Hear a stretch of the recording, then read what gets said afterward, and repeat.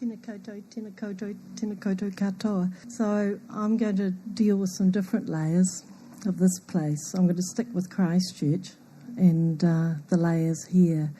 And thinking about this land and the Mane-Wheoki Mountains in the Southern Alps, the erosion down the dry plains and then the wet plains below, the waters flow from the mountains and down through the gravels. So the Mane-Wheoki Mountains and these great trough of gravels that have eroded over millennia, and they've filled in to against the volcanic peninsula. And if we go back to look at the settlement of peoples in this place from Waitaha, who reportedly settled here about 1,000 years ago, and they settled across the dry plains. They managed in the dry plains, managed the moa, but settled a lot into these wet plains as we have, and down into the volcanic hills below. And the Waitaha sites are spread across the wet plains there and out to the coast. And that lobe of yellow dry plains through the centre is where the centre of our city was laid. So there's this lobe, and you can see there the centre of the city on that dry plains lobe, where the Great Waimakariri would have flowed through at some time. So it flowed through across here, and it flowed around the other side of the peninsula as well. So it's depositing the Mane-Wheoki and building up, and then the waters seeping through as artesian waters. And in Waitaha days, as again today, we manage and manipulate those waters. We garden the waters, we use the waters, and perhaps we will some more. There's been some recognition of the springs, the tipuna beneath the city, because there's many, many springs. We even have, 8,000 wells recorded, and there'll be many more springs. I mean, so many people in Christchurch record that they had an artesian well in their backyard formerly. And here these springs have been opened up. The council bought and removed a house and opened up to allow the flow there at the corner of Salisbury and Barbados to flow there and into the Avon. So today we're increasingly recognising the importance of the waters beneath the city and modern ways of managing those to better respect them rather than tipping them into a drain and getting rid of them out to sea. And Neil Dawson's work, Chalice, in the square, of course, recognises that, and the artesian waters beneath, and the forest that is of this land, and that is expressed there, as well as his reference to the cathedral as in the heart of the city. So the Mane-Wheoki that is tumbled down from the mountains and is rounded on its way and comes here with the Waimakariri, it is an important part of the underlayer to the city. It's not part of the spring-fed, it's part of when the great rivers flow through here. But the springs-fed tributaries have been well known and mapped, and this is Edward Jolly's 1850 map of the central city when he laid out the grid and the pattern for the city, town, whatever, at that time. And he mapped all the streams within that. He intended the city to just extend there to Salisbury in the north, and Barbados was as far as it was meant to go in the east, and down to St Asaph Street. And there you can see all those tributaries to the Avon, all those spring-fed waters that flow in. So the waterways that underpin our central city were well recognised in that early mapping, and there's a modern map showing how they've been taken and put into pipes down the street. Now that's been for some decades. They've been taken from their natural stream courses, and the waters now, well, prior to the earthquake at least, they flowed in those pipes. So if we look at what happened to the land, because the waters were piped away, you need to recognise that, but it's the land, the patterns in the land that still are evident. And here, just out from us in Manchester Street, one of those tributaries there on Jolly's map, it crosses under Manchester Street, the original watercourse, not now flowing, because there's a major pipe down Manchester Street, but that tributary was shown as crossing Manchester Street And with each quake, September and in February, the street dropped. And in February it dropped a full metre along that course. And here in Salisbury Street, similarly. And as my dad said when they were building those apartments back in 1993, gosh, this is how you treat waterways in the city. Interesting. He's a good high country man and he was fairly shocked by it all. So what's happened is we have these wonderful spring-fed streams, and the levee is where, that's a natural embankment, is where that sediment is deposited that comes with the high flows and is deposited on there. So you get really fine sediment deposited on that bank, and back beyond is a wetland naturally. And it's that levee and the root of that levee that has exploded with the earthquake. So we get these great rip lines showing the memory in the land beneath this city. And if you see this map of, it was an 1856 land cover map for the city, and you see these patterns of just the major streams. It doesn't show the minor tributaries in this map, but it also shows some of the surface water. And there you see that part on Fitzgerald Avenue, the levee to the Avon, and adjoining that water body that completely exploded. I find it distressing they're building a retaining wall into the river again. I thought we might have learned from this episode. So the land cover is shown from this 1856 map. It was a lush place, a wetland, a city of flax and so on. The forest had gone. There's those two little pockets of forest shown there, and the Riccarton Bush and Dean's Bush. The forest had otherwise gone. In Waitaha days, it was a forested land, and they managed the forested land. But if you look below, right through the central city, such as when I stepped down into the convention centre site in 1997, there's a mass of totara stumps.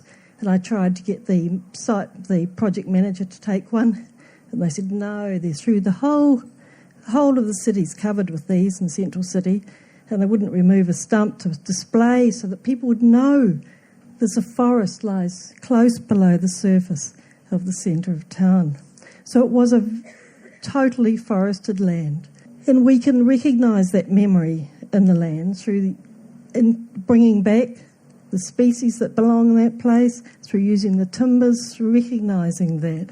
And in the recent 48-hour design competition we did had the Orion site allocated, we looked at that site, and there was a stream through it.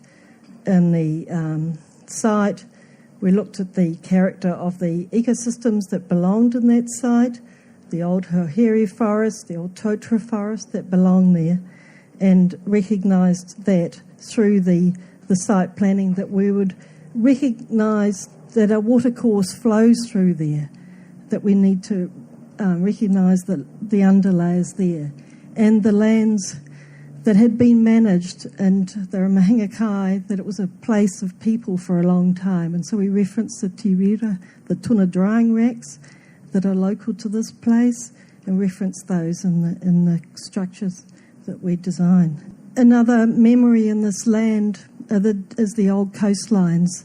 The coastline to Christchurch came way inland. It was way in at Riccarton, Hagley Park, 7,000 years ago. It was about Cathedral Square about 5,000 years ago, and it's been back out in that out-about for the last 1,000 years. So we need to recognise the dynamics and the memories of nature in this landscape. And we did the mapping for this back in 95, showing the different layers of the gravels that would have been deposited for the Waimakariri, the silts and the sands and the logs. And now we need to look at how we can express those better in our renewal of the city. And I'll zoom in a wee bit on the provincial building site, because it's a sort of composite of things there. People might know the LiDAR images, just photographs that show the land under the city. It's the elevation, and it's just good. It shows the pattern in the land. You can see there the provincial silting. There's a zoom in on that site right on the banks of the Avon. In Jolly's map, there it shows a minor tributary just coming into the Avon under the Provincial building site. It's sold, as Jonathan mentioned, Pouhere. It's an important place, been an important place from Waitaha and right through Ngaitahu. It's many hundreds of people lived in this place. So it was an important trading place in that area, but it's also the upper limit to where the ships could bring the materials, and that's where the Provincial Chambers is right there at the inland location. And there on the banks, as Jonathan mentioned, the dune that was where the courthouse was built and so on. These are not just the old coastline. Another layer in the memory of the city is the Aeolian dunes, the wind-blown dunes. And there's the wind-blown dunes on the banks of the Avon there. And there's the Provincial Council buildings emerging. So we can look back at that pattern in the land and the construction first of the timber complex and then of the stone, symbolising the prosperity, the confidence, what the expectations for this place. Canterbury was doing really well. It was very quickly into this grand complex. It was the wealthiest province in New Zealand.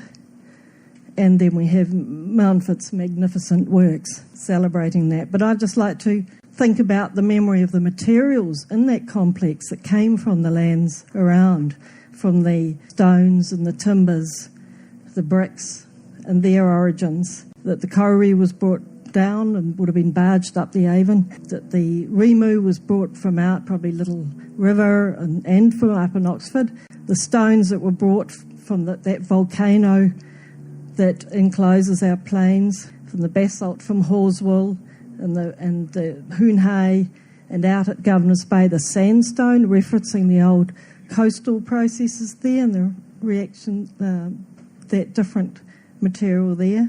So the different stones of this place, right through to coming down from Weka Pass. And just think about that stone, because that takes us back to another memory in this land, that back in some of these limestones and old stones in this land are these rocks from Gondwana that carry the flora and the fauna, because we were part of that ancient supercontinent. And so here the provincial buildings reaches out to those parts, not just of the province, but to a greater complex. And here's the current situation, which is so very, very sad. When I was chair of the Provincial Council's complex 20 years ago, and it's a magnificent, magnificent complex of buildings, and it's been terribly damaged. But I envisage that it's very repairable in the timber complex, and hopefully the relics of the stone chamber can be retained. But we've got Bellamy's, it's not so damaged, and there's areas still spatially and still important dimensions of the complex that can be repaired. But I think that the stone chamber, which was so, so beautiful, which I so loved, is now in a state where perhaps it's going to be important that we explore opportunities for that for the future, because the memories in that, in the layers under the land, within the building, and of the peoples associated with it, I think we can explore for the future and how we might take that into the future. Because I think the value of relics, and the value of interpreting those, could be taken dramatically into a new modern structure that envelops it. And so we can recognise the wonders of Mountford and the hints of it that remain in the relic. The timbers, we'll be able to reference those back to our forests and think about how we might be able to take this as a great complex, both of repaired and of ruin and fragment, to recognise that these can be valued. They can help people to understand that it could form a major interpretation as a memorial, as an interpretation centre, as the city plan is seeking. The complex is so important that it has a huge opportunity to make the Canterbury Centre again a great representation of the layers in this place. And we can do it, and it doesn't have to be rebuild that we do these things, that we recognise layers of the past.